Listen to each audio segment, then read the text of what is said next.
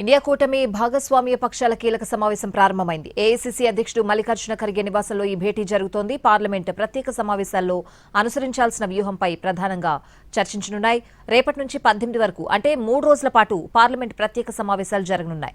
మహిళా రిజర్వేషన్ల బిల్లుతో పాటు డీలిమిటేషన్ బిల్లును పార్లమెంట్లో ప్రవేశపెట్టనుంది ప్రభుత్వం. అయితే ఈ 2 బిల్లుల విషయంలో పలు అభ్యంతరాలు వ్యక్తం చేస్తున్నాయి విపక్షాలు.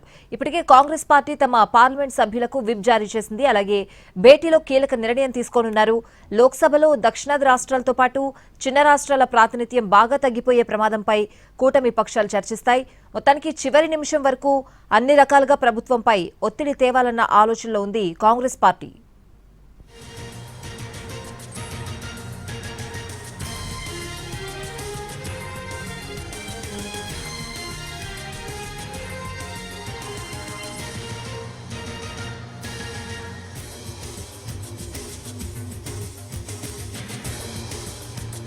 ఇండియా కూటమి భాగస్వామ్య పక్షాల కీలక సమావేశం ప్రారంభమైంది. ఏఐసీసీ అధ్యక్షుడు మల్లికార్జున ఖర్గే నివాసంలో ఈ భేటీ జరుగుతోంది.